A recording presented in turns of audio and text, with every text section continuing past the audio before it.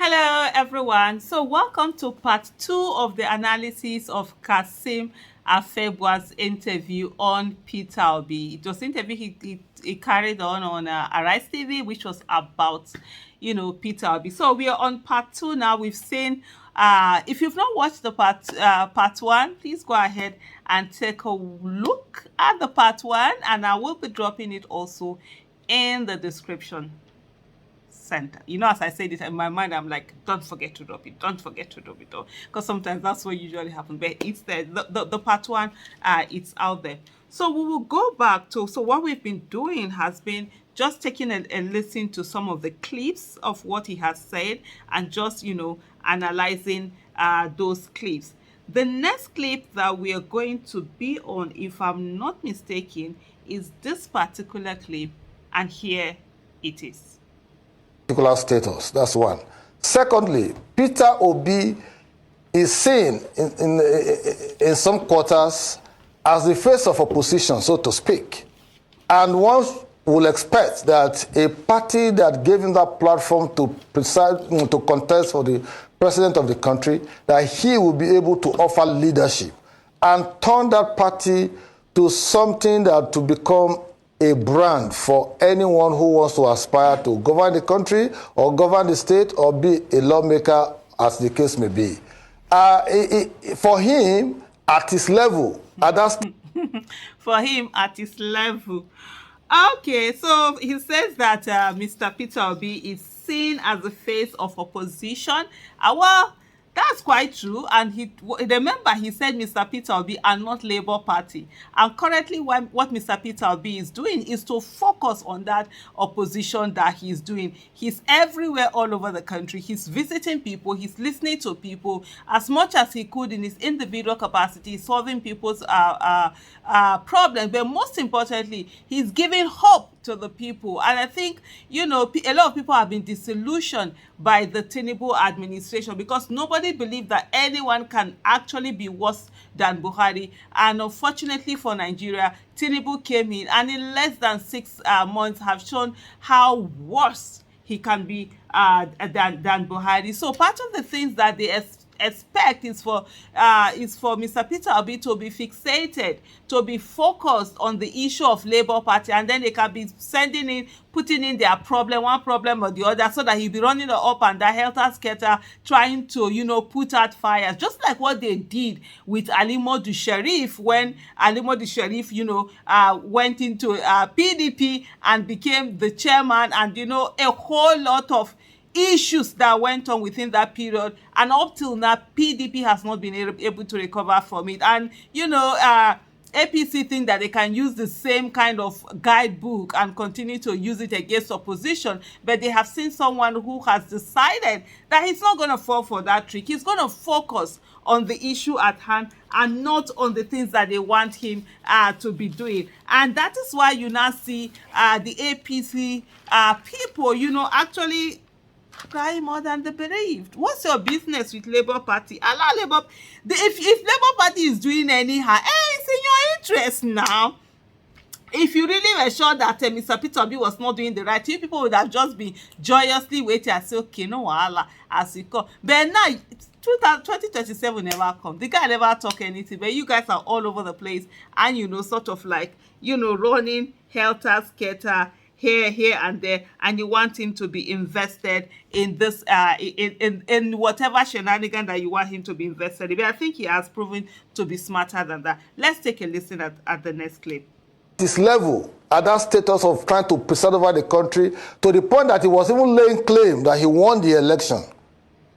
For him to say he will abandon the ship without helping to resolve it means that he was not prepared for leadership ab initio. It is different from him trying to defect to another party. If he's not able to resolve the crisis in his party, and he goes to another party that he thinks is stable and peaceful, then he'll be missing the point, because the whole essence of leadership is for your ability for you to resolve issues in political parties, try as much as possible to make it a veritable platform that Okay, this is quite an interesting one. Listening to the clip was quite an interesting. So first of all, let me say to Mr. Kassim Afegbua that indeed Mr. Peter Obi did win the 2023 election. He knows it. I know it.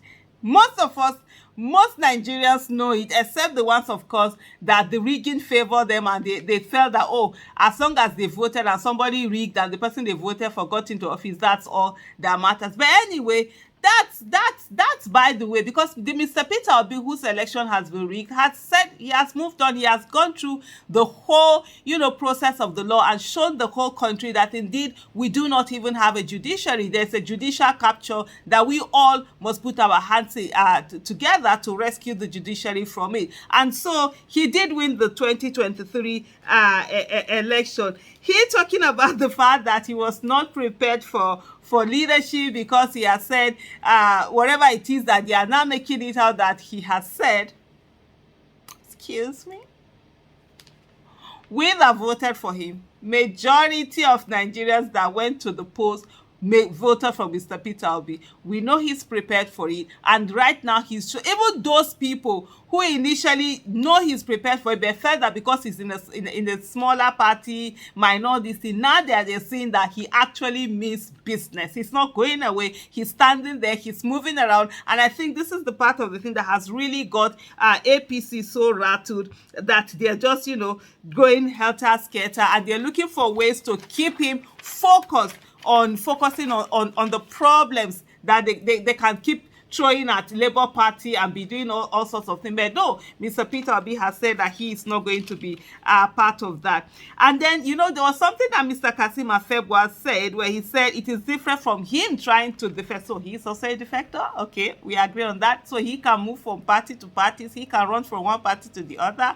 And if I'm not mistaken, he was in APC, came to PDP and went to APC. Well, I don't know much of that, but I think those are some of the things they are going. But there's something that Mr. Afegbua said that for me it's a bit, I didn't understand it, and I would really love if Mr. Afegbua, anybody that knows this answer on his behalf, can tell me what it is about. He said Afegbua is saying he can defect to other parties because he does not have leadership qualities, or am I missing something? No, I had to, because when he's speaking, I'm actually noting those things that so that I don't forget anything when I'm trying to analyze it. So is he saying that because he doesn't have leadership qualities, or is he saying he doesn't have leadership qualities so he can defect to other parties, or is he saying that he has not reached the stage, because he mentioned that I think you see that in the part 1 that he has not reached the stage to be a president? Is that why he can defect from party to party, or are there some double standard where Mr. Afegbua can move from party to party and somebody else does not move? And this is me even saying, even if Mr. Peter Obi decides to move to another party, which is something that he hasn't, even put on the table, but here, if he decides that's what's going to happen, and so that's the question I'm going to ask, and so Mr. Afegbua feels that he can do it, but somebody else can't do it. Make it make sense to me. But anyway, we are in the process of hearing, and so this time also we're going to hear another clip. To be a lawmaker and otherwise. So the point I'm making is that at that level of Peter Obi, who is seen in some quarters as the face of opposition, to be giving up hope that Labour Party's intractable problems are not resolvable, that because of that he's going to jump ship to go to another party, takes away a lot from his so-called leadership credentials. And I'm saying that is not the way to go. Because if you want to rebuild Nigeria, if you want to reform the country, you must start from even reforming the vehicles which people usually use to pursue their aspiration. You need to reform the political parties. You need to ensure that the right persons are there, things are done properly, there's right accountability, there's leadership cohesion and all of that. So that people will not be looking at, if Peter Obi were to be president, this is what he will have done. Look at the way he has done Labour Party. But now, they'll find it easier to criticize government, to run all manners of commentaries, but the small party they are running, the Labour Party, is a mesh in all manner of crises, internal frictions and contradictions. And if they are unable to resolve it, then Peter Obi should not even dream of aspiring to be president of this country, because it is all about himself me and I kind of political scenario, and that's what I'm talking about. If I'm going to run for president of the country, if he's going to run for the president of the country anyway, the first thing is that I think for me, I'll just give a free advice is that Mr. Kassim Afegbua has to see that from his mind, it starts from the mindset that he's capable, he has what it takes to run, and so he should not belittle himself and think that he has not reached the state or the status or any one of them. But the thing also I want to say is that, is it his hope? He said that, oh, Mr. Peter Obi, has given up on hope on this.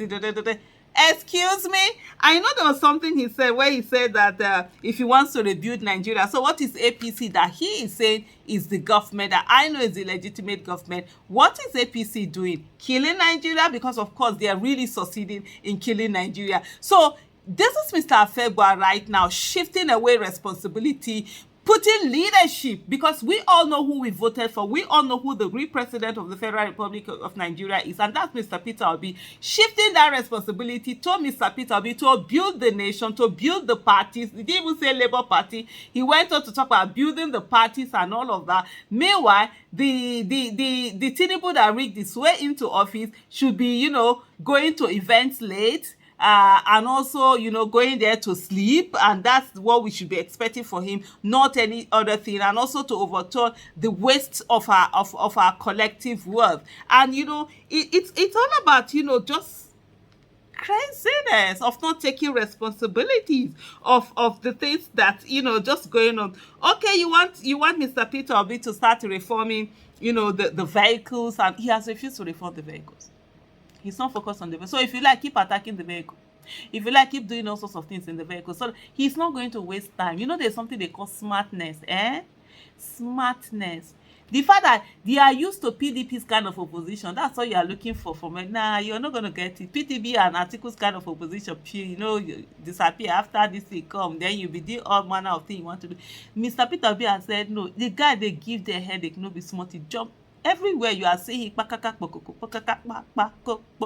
anyway, let me come back to this. So if Mr. Kassim Afegbua believes that there's a need for reform of political parties and all of that, since he happens to be a part of the illegitimate government that we have right now, why don't they do executive bill? What are the things? What are the reforms? What are the things? Go ahead, go and do it. Leave Mr. Peter Obi out of all of these things and just let him be. That's just, for me, that's really just the thing. But anyway, I'm still gonna come. I'm still trying to get us. There are quite a number of more clips, that are coming on now. And this is it. We are going to listen to this clip now. Hold on. Kind of political scenario, and that's what I'm talking about. If I'm going to run for president of the country, I will look for a party that can give me that platform. And if I lose the election, I will ensure that I build such a party to become something that people will adore and people will also find worthy to present their own aspiration. But the way Peter Obi is going about it is a complete miss of what political parties as vehicle for leadership recruitment is. Well, let's just lay off Peter Obi for a few moments and focus our attention on the PDP. Okay, so this is what I'm going to say, that since Peter Obi has shown his own way, and according to Kassim Afegbua, Peter Obi's way is not the right way, so why don't we have the Afegbua way? I'm willing to learn. So Mr. Afegbua should come out and teach us, run for office, and then if his election is rigged, or like you say, if he loses, then go and build the party so that every one of us will see exemplary parties that we all can be part of and grow. So fine, fantastic, go ahead and do it. Mr. Peter Obi is saying he's not going to do that. He's going to hold government accountable. He's going to show leadership. He's going to be there for the people. He's going to go around. He's going to listen to people. He's going to give people hope. He's going to tell people that indeed a new Nigeria is possible and show them how a new Nigeria is possible. He's going to be there, letting them know that we need to move from consumption to production. And so if they have a problem with that, go and give good governance. And I think one of the things that Afegbua and his people did not put into consideration was that there was going to be this man with his coconut head refusing to go away. And of course, governance and propaganda don't go hand in hand. PDP allowed the whole of propaganda. They refused to play opposition. They were nowhere to be found. And that gave APC, they began to grow wings and horns, thinking that they're the ones who know how to do all of this. And there comes a Mr. Peter Obi, who is really saying to them, no, enough is enough. That's not the way to do it. Anyway, we'll continue with our clips. There are more clips to come, and here is this one. Just lay off Peter Obi for a few moments and focus our attention on the PDP, Atiku Abubakar. He called on opposition political parties in Nigeria to form a coalition ahead of the 2027 general elections to take a page out of the recently concluded Senegalese elections. What do you make of this? Well, there is no harm in bringing forward suggestions, except that if Atiku Abubakar and Peter Obi would concede that there will be no vacancy in 2027 by the special grace of God, that the current occupant of the office will serve first term and he will present himself for the second term, then I will understand that the point they are making might make some sense in terms of helping to enrich the political process by having multiple candidates. But this is the turn of the southern part of the country. There's no vacancy. If you're a northerner, you want to aspire to govern this country in 2027, I'll plead that they bury such thought. It's our turn in the south to balance the political algorithms of the country and ensure that we serve out our 8 years as they have done before power will rotate down to the north again to be 2031. And so Atiku may be making points in terms of trying to rev off his own followers, but the Senegalese election that he used as a basis, they are completely opposite, because the candidate of that election was for his... Okay, interesting. Someone who earlier was accusing Mr. Peter Obi of being selfish, his selfish interest to want to be governor, is here talking about how, it's the turn of the South, so Tinubu would have to do his second term and stuff like that. Not the fact that whether Tinubu is doing the right thing or not doing the right thing, or giving good governance or not giving good governance, or people are suffering or people are not suffering. That's not his concern. If that's not the definition of selfish interest, I don't know what selfish interest is. And then when they're talking about this southern south, so does that mean Peter Obi that is from the southeastern part of the country is not south? Or is it that Peter Obi's south is not south enough, or because he's Igbo, he's not southern enough for Afegbua? And so when he's talking about a party going to the south, and then of course he automatically assumes that if there's anything like an alliance between Atiku and Obi, that Obi is not going to be the one that is a presidential candidate. It's crazy. Anyway, for me personally, that alliance it's a no. That's my own personal take. So I'm not the one who is there with the things going on. So any of those things, just people should dead it. But that's just the mindset. That's the kind of mindset that they have. And so, like I said earlier, some of the things, if you've watched this or you watched the part one earlier, you hear where I talked about the fact. I think Afegbua thinks that the way he speaks, almost as if Peter Obi is not supposed to be running. He should still be doing the ballet to some people. But then, how dare he decide that he's going to run? And so for me, so when the question remains: is Peter Obi not southern enough? I think at this moment I'm also going to move to the next clip for us to hear from the next clip. So. It will be 2031, and so Atiku may be making points in terms of trying to rev off his own followers, but the Senegalese election that he used as a basis, they are completely opposite, because the candidate of that election was his 44-year-old Senegalese, Bassirou Faye, is more or less like a son to Atiku Abubakar. So if Atiku Abubakar is thinking of contesting 2027, he needs to make a rethink He needs to think about the new dynamics, the contemporary issues, in the country, and try as much as possible to promote younger ones to come and aspire to govern to preside over the country at whatever level, whether governors, House of Rep or president. But in the case of Nigeria as it is now, I think we have a president who is doing well and who will contest a second term, God granting him good health, God preserving him up to 2027, will feature President Bola Ahmed Tinubu again to serve his second term. After that, maybe Atiku may want to contest at 86, 87.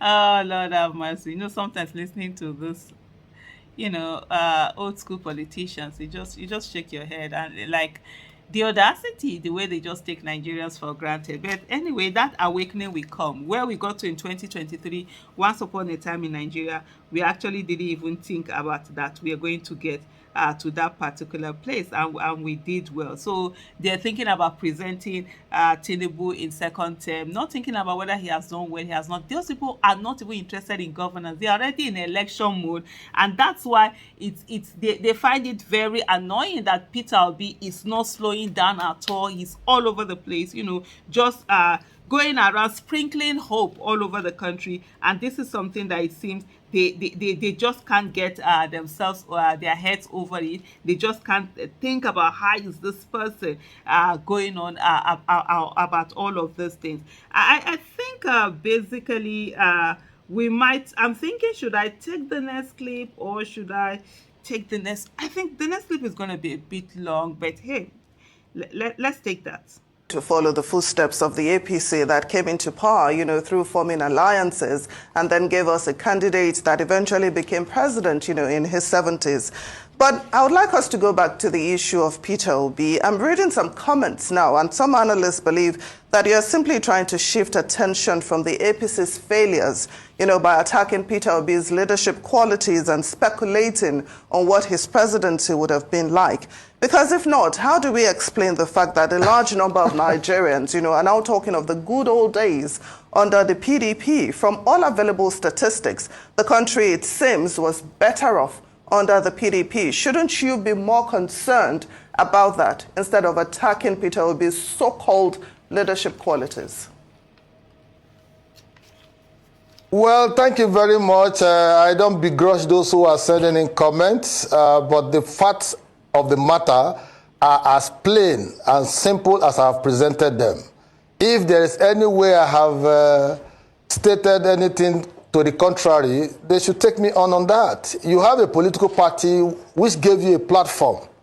They call the Labour Party. The Labour Party is embroiled in crisis and political turmoil. There are internal contradictions, internal rife every day. There are arrests, there are litigations, all manners of things. I expect that a man who aspires to preside over this country with all the disparities in the country, with all the intricate logic and our differences, should be able to sit down at a round table and summon the leadership of a Labour Party and nip the crisis in the bud from day one. And if the thing continues to fester, it takes away from him that he's unable to reconcile differences in just a small political party.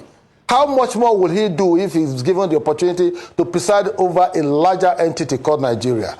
So it's not about attacking his personality. It's not about shifting the goalposts, or it's not about shifting attention away from what APC is doing. As far as I'm concerned, given the scenario that we met on ground, the president of the country has done so well in the last 10 months, and is still continuing in doing that. And so if Peter Obi wants to show that he's actually an opposition, and he wants to give face to opposition, he should do the little things, those minute details. And these details are that your party is in crisis. They are causing destruction to even government. You are causing destruction to President Tinubu. Please resolve the crisis in your party.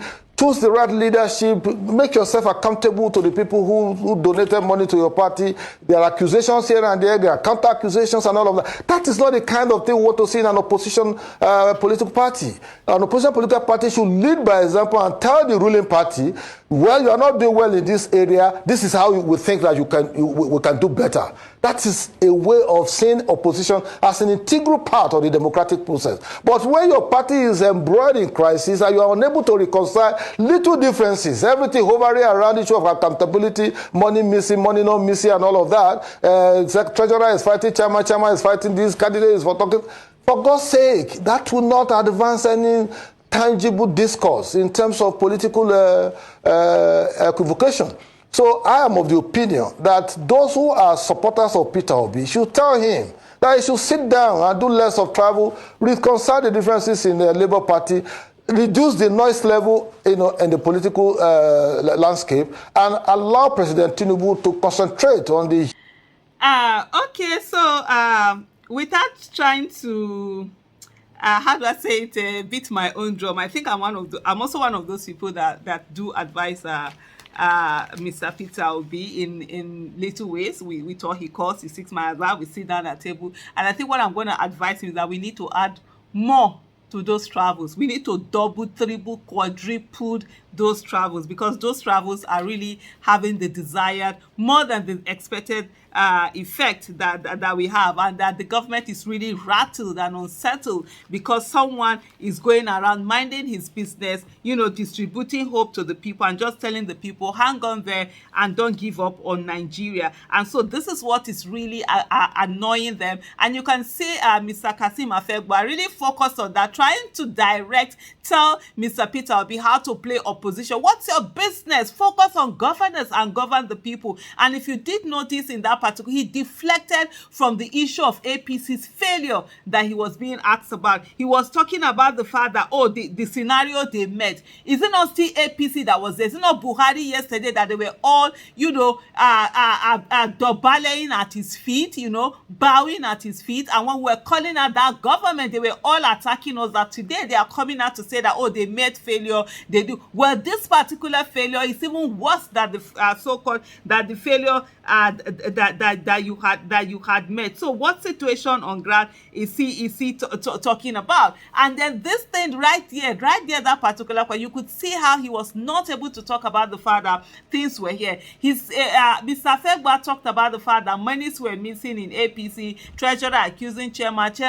Okay, fine. No, Labour Party rather, not APC. Monies were missing in Labour Party, treasurer. Okay, fine. The APC, they've been in government for over 8 years, and legitimately for 8 years and illegitimately for the last, is it almost 1 year? No, it's not yet up to 1 year. It's almost another additional year, 1 year.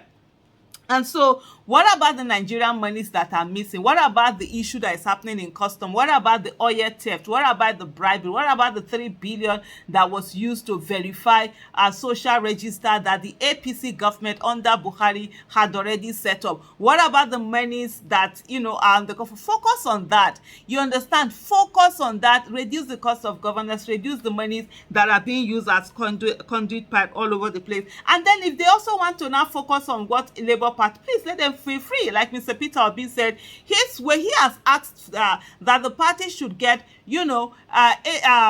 independent, what do you call them now, accounting firm to go there and investigate. That's what he's supposed to do. But when he talks about the fact that Tinubu is being distracted, share baby, as in small pikin, Omomo is being distracted by what is happening in Labour Party. Tinubu is not being distracted by the killings that are going on. Tinubu is not being distracted by the hunger that is in the land. Tinubu is not being distracted by the revolution of the criminality under custom. Tinubu is not being distracted by the fact that his chief of naval staff has been, investigation has shown that he has collected over $300 and something $1,000 as bribe, and that people are stealing oil. Even when other companies, apprehend these people who are stealing our crude oil, they get set free. He's not distracted by that. He's not distracted by the killings. He's not distracted by the hunger. He's distracted by Labour Party. Make it make sense to me.